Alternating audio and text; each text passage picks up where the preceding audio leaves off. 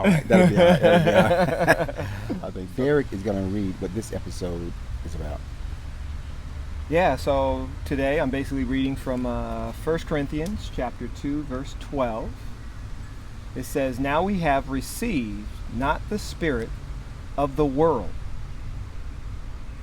but the Spirit who is from God, that we might understand the things freely given us by God." So we kind of want to focus on the part Understand. I was going to skip the understanding part. I think. Okay, go ahead. But that's true though. Understand? Yeah. Yeah, because it's an understanding that Because you can't understand it, but it's freely given to us. You can have it and not even know. And not even know understand it. it. Oh man, yeah. And Freely given to us. Mhm. Understand. But what were you going to skip to? No, I was going to just skip to the things freely given to us by God. Oh yeah. But like you said, that understand is a very, very important dynamic. Mm-hmm. Because you could have them already. Right, and in that verse, I think it says you can understand it because He has put a spirit in you to help you understand it. But we'll get into that right after this.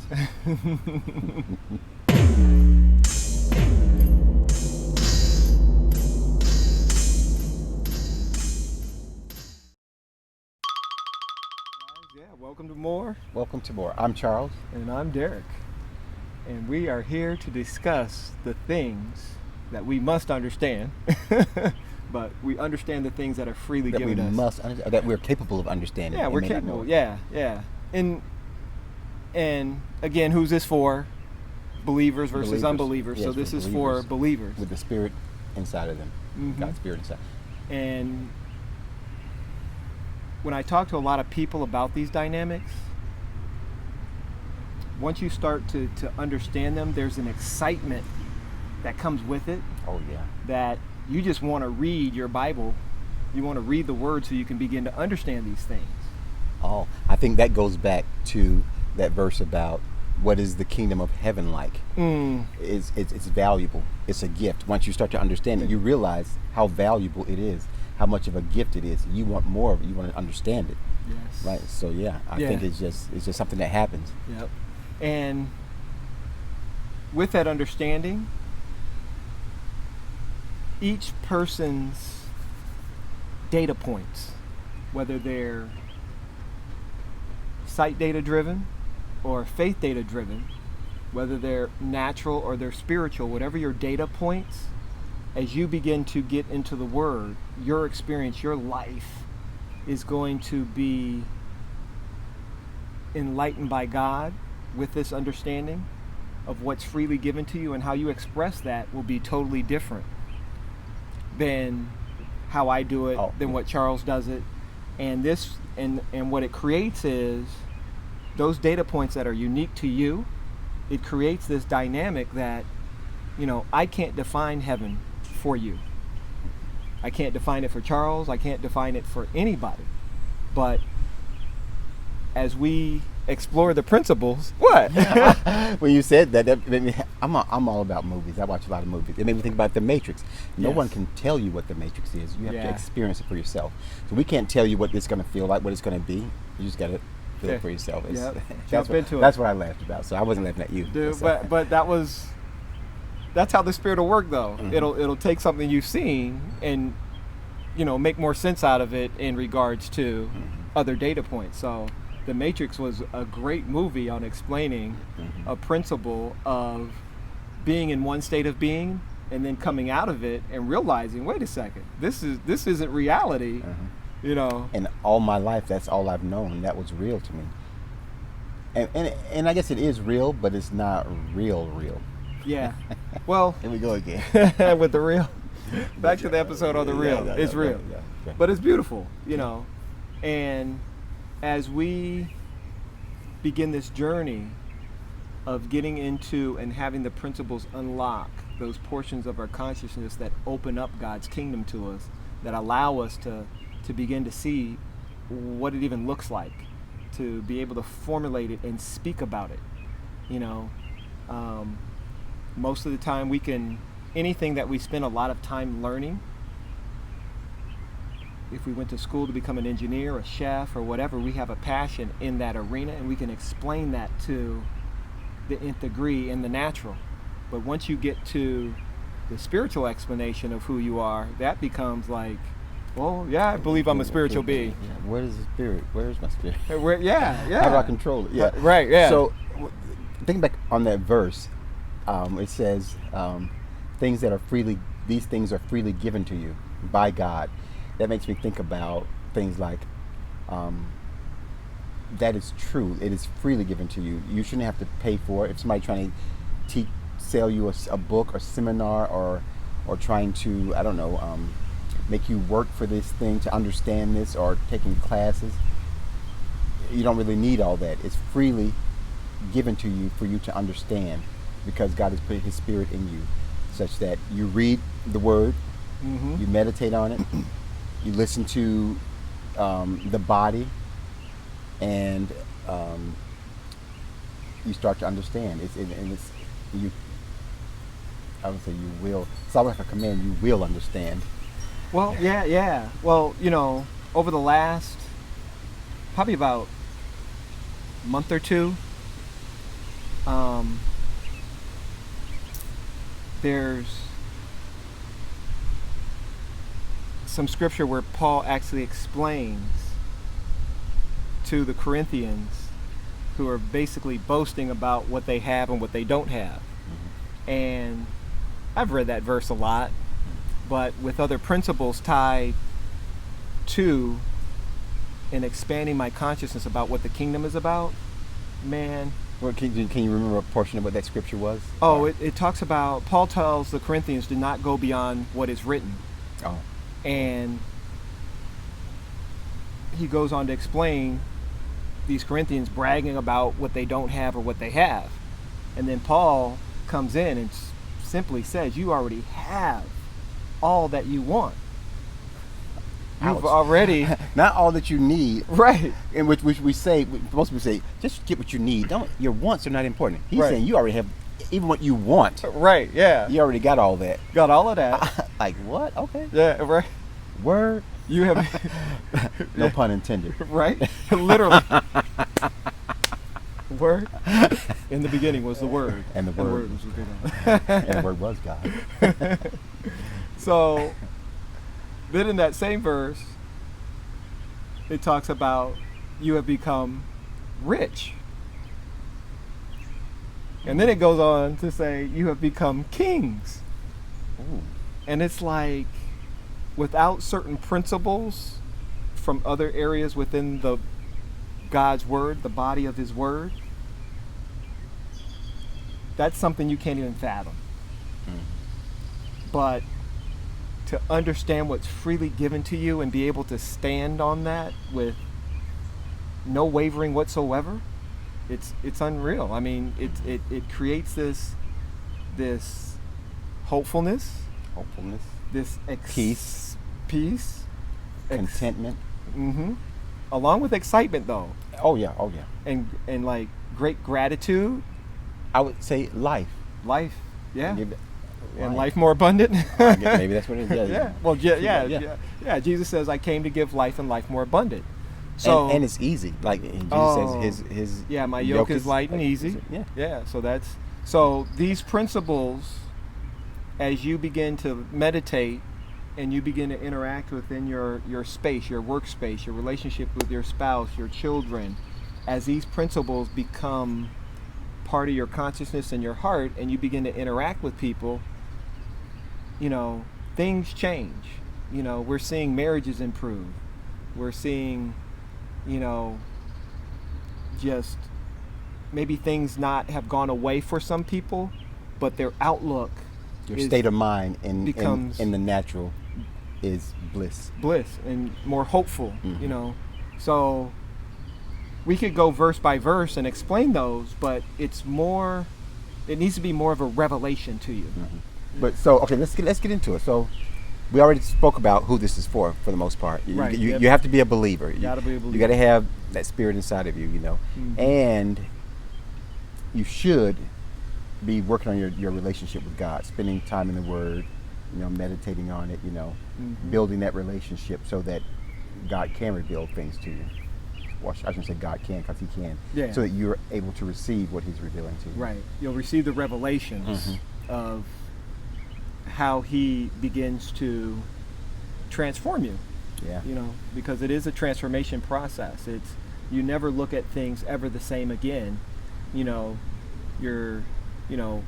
just this week, there's been a lot of transition at a part-time job that I have.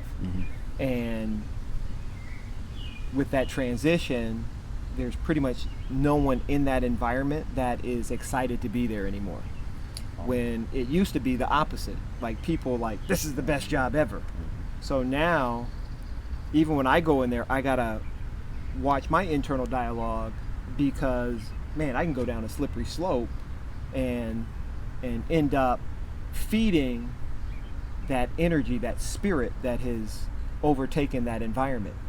But each person there, I try to do my best to continue to lift their spirits and to keep them up.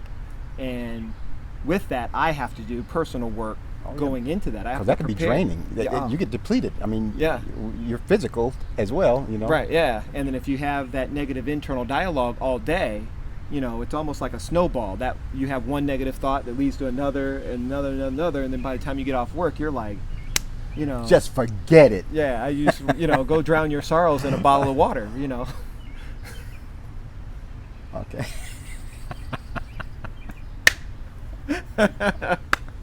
He's like, water? Better turn that water into some wine. No, some vodka. Some vodka, right. Some what is it called? Yeah, Ciroc. Ciroc. Some white grape. Yeah. For my favorites. Yes. Anyway. So, but I'll cut that out. It could be a whole bunch of clips. I'll cut that out. Bloop. I'll cut that out. Bloop. They edit this thing way down. It's only 5 minutes long. Oh no, that's too funny. But yeah, but that, at the end of the day, when you feel that level of stress, now you need an escape.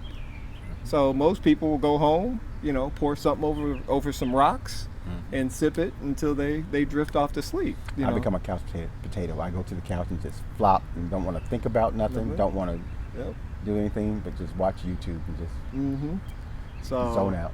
Yeah, and so when we allow our environments to dictate our internal dialogue and our emotional state, that's one of the things that has been given to us is power and the ability to be in environments that, when we look at it, don't seem to be conducive for me to feel love, joy, peace, patience, kindness, goodness, faithfulness, gentleness, self-control. So when you are empowered to do that in any environment, and to have your ears hear what literally could knock you off of that's crazy. Christ says, if you deny me, I'm gonna deny you. So, but once you get any of the stuff we're talking about, there's not that denying is going to be like, not even. It's like, it doesn't make sense. Yeah, like deny Jesus. Like, why would you deny Jesus? Like, that's an oxymoron. But or just a moron. You slaying me today, bro. I was just saying. But it's such a dynamic thing to be able to not be ashamed, Oh yeah.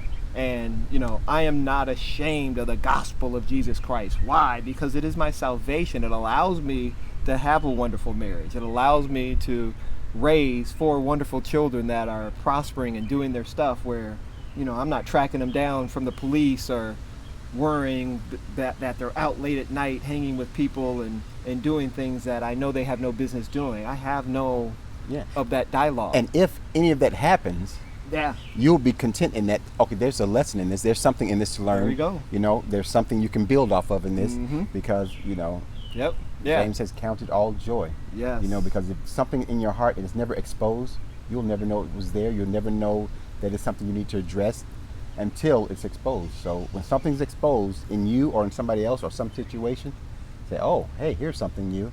How am I feeling about this? Okay, I got to deal with this now. Right. And I got to deal with it the right way, because we know the right way now.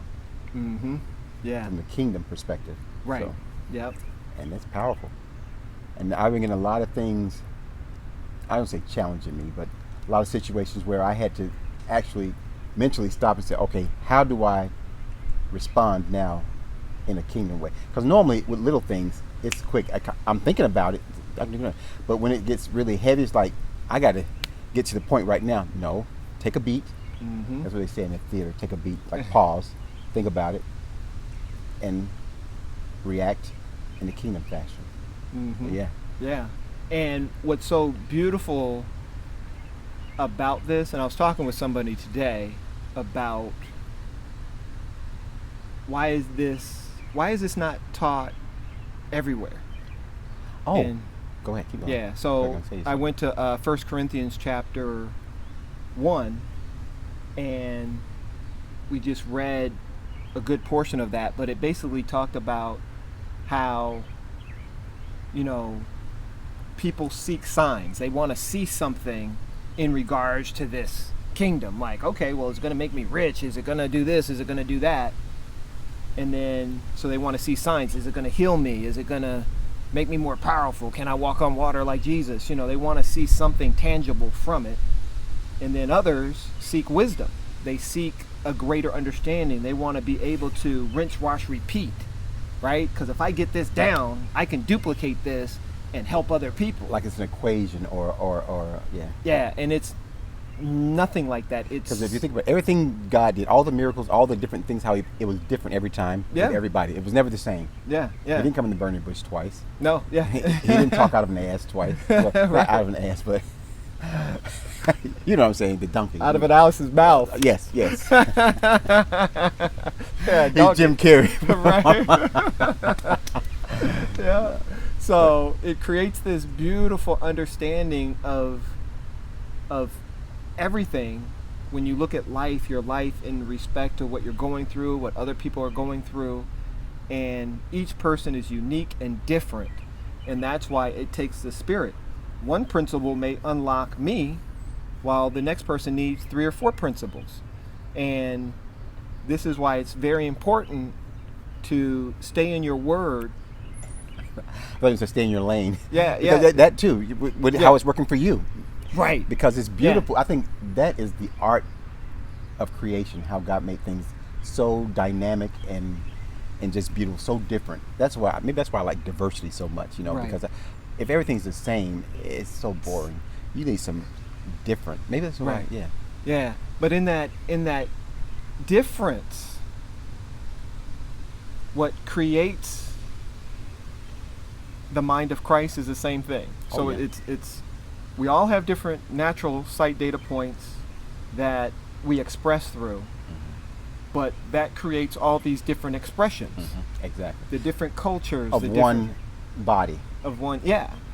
But when I start to view that as one thing negative or something based on skin color, demographics, my country versus your country, all my these candidate versus your candidate. Right. Yeah. Those begin to divide us, and as we can see, especially over the last few years here within the United States, wow, we've had a lot of groups clashing more so than we've seen in a while. So those differences are all based on sight data. It has nothing to do with faith.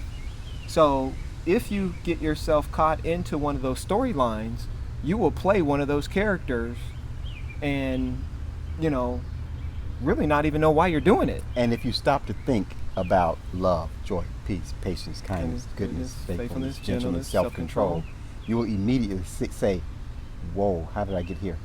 Right. Because you won't be there. Yeah. I can tell you that now. And in fact, once you begin to see how the consciousness of the mind of someone in the kingdom versus the mind of someone's in the world, and you have that clear-cut picture in your heart and mind, you're going to choose this kingdom over and over again because of what it has to offer.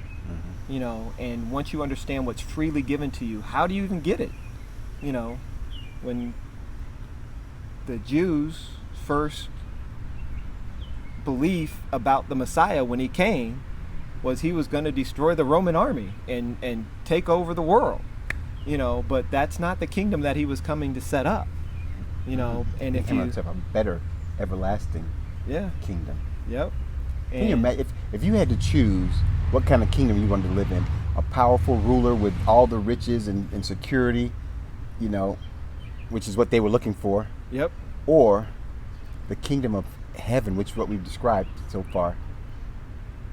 There's no contest, because the other stuff can be taken away. People are going to be trying to get it. They're going to try to conquer it. They're going to be wars. They're going to be. It's just going to be. You're never going to be secure and safe, I don't think. So, but in the kingdom of heaven, it's like. So Christ refers to it this way: what does it profit a man to gain the world and lose his soul? You know, you got a lot of wealth that, you know, when you peel back and pull back the curtain and look behind it, and you really get in those people's lives, you kind of find they're not as happy as you think money would. Right. Because you got to protect it, and it's not going to last very long. For one, you're going to die at some point, and for two, can't take it with you. Somebody's going to probably try to take it from you, steal from you, do some kind of ransomware in today's world. Yeah, or whatever, you know. Yeah, pay me in Bitcoin. Like he said, this one guy had all this money. He was building up storing all in his barn. He said, I got so much, I'm just going to relax and live off my whatever. Yep. He's like, you fool, this very night, I'm going to demand your life. Your life. And then it's over. Yeah. It's like, so, and okay. then wah, wah. Yeah. So let's say that took 50 years of his life to do, and then he dies at age 55. Like, wow, you only had 5 years to enjoy that, but what about all the life you missed amassing it? That's life. And you can live that to the fullest, to the abundance, in the moment, right here, right now, feeling and experiencing love, joy, peace, patience, kindness, goodness, faithfulness, gentleness, self-control. I don't know about y'all, but I want to live. Yeah. And I'm living. I'm going to live. Live, yeah. I'm going to live loud and proud. Yep. So they say you're too happy, too whatever. Well, that's just what it is. That's what it is, yeah. So, you know, where does this take place? It takes place now. You know, a lot of people think that, hey, you know, we got to wait until we die. It's now. It's now. Everything is now. Right. Don't get me started on that. Yep. And the principles drive that internal dialogue, you know, because I used to read with the concept and idea that it was somewhere in the future. I think majority of, I don't know, this is not scientific, but I would suspect the majority of the people believe that it's out there. I mean, that's what I was taught when I was growing up. When I die, hallelujah, by and by. But maybe because there was so much oppression back then, they were just so oppressed in the natural. They're like, I just need to escape. When I die, I'm gonna have my shoes. That's the song called. Yeah. When I get to heaven, I'm gonna put on my shoes, gonna walk all over God's kingdom, because they didn't have shoes. They were so poor, you know. Poor, right? It's like those things, you know. That's their internal dialogue. Dialogue would be heaven, yeah. But now we know that. Yeah. Whatever your circumstance, you can have heaven on earth now. Yes. Yeah. And that's what we're here to begin to go over these principles in a way, and we don't know which ones will come first. We don't. We're just going by the Spirit, right? We can tell. I said we're not planning anything. Yeah, there's nothing scripted here. We're speaking from our heart, from our experience, in this moment, whatever comes to us. Well, we do have a topic, obviously, when we start, but we just let it go. Yep. So this is the real us, what you see. Yep. It's not like something we've scripted and tried to make happen. Yeah. And you can know these things that are freely given to you, you know, in a way that is personable. You know, just like everything you know right now that creates your world, you know, that most people is the bulk of that consciousness is based in sight data. Yes. You know, and then to really understand these things freely given to you, it has to be through faith data. So as that grows, that understanding of how to explain that world, that kingdom to others, and then to hold that space as you interact with your friends and family and your loved ones, that's beautiful, you know. Beautiful. Because they'll say things in regards to you like, man, something's shifted, something's changed. You're not, you know, this way or that way. I can't quite put my finger on it, but you're not the same person. Or in the beginning, they may be a little skeptical, like, I don't know what's going on. Mm-hmm. What are you up to? What's your motive? Right. Like I always say, action speaks louder than words. Mm-hmm. Yeah. And motive speaks louder than actions. Mm-hmm. But if they look closer and stick with us, you'll see that a motive of somebody who's expressing the kingdom of heaven is pure. Yep. And there's no law against it. Yeah. So you can't argue with it. And you'll be able to tell a man by his fruit. Fruit is very, very, very crucial and key. And evident. Yes. Yeah. You can't hide it. It will, at some point, it's going to come out. If you try to avoid it, it'll get ripe and it'll start rotting, and you're gonna. Everybody, what is that? Yeah. Right. Yeah. Yeah. And it unless usually it's good fruit. Yeah. Because you're gonna eat it at that point because it's so good. And it usually comes out in an emotional fit or outlash when the individual feels like they've lost control. That's when, they will pull a piece of site data in and really hone in on that site data to position themselves. Something. Mm-hmm.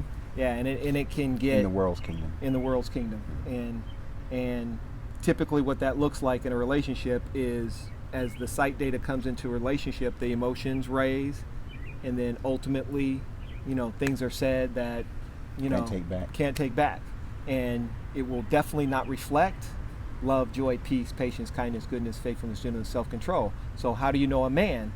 Can a man respond and reply to every aspect of his life with the fruit of the Spirit that was given to each and every one of us the moment we believed?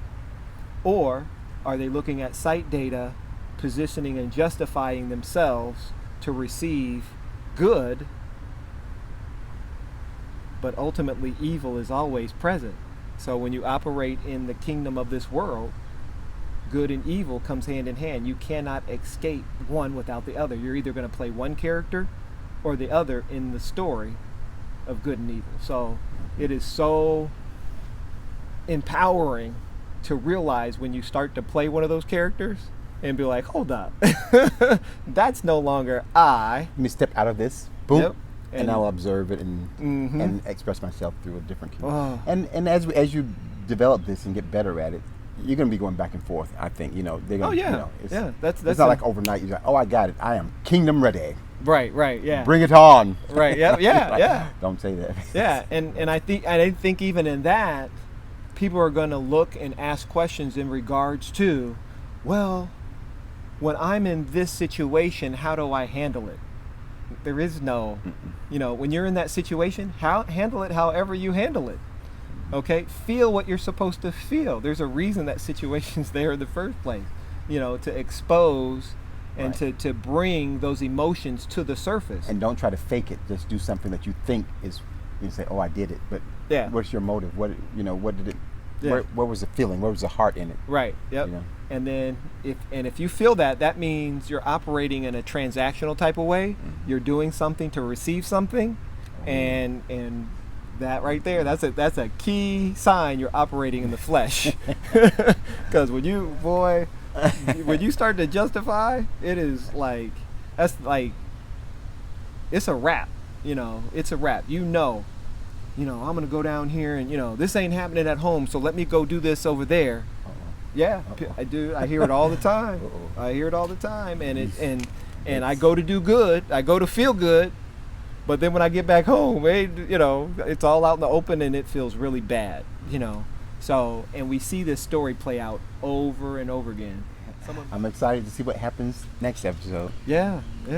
So until then, love, joy, peace, patience, kindness, goodness, faithfulness, gentleness, and self-control.